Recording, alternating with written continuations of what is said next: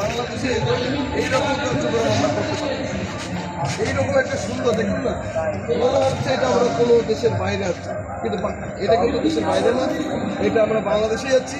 এবং বাংলাদেশের গাইবান্ধা জেলা পলাইবাড়ি থানাতে মা কালী এখানে স্বয়ং অবস্থান করতেছেন এবং আগামীকাল যে পুজোটা হবে মা কালী নিজেই থাকবেন।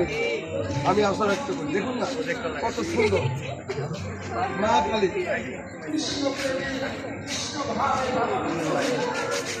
আমার দার্জিলিং মেলা ভাই রবি ভাইয়ের কাছে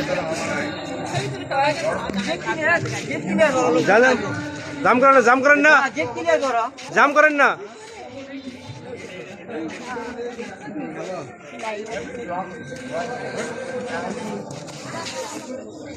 আসো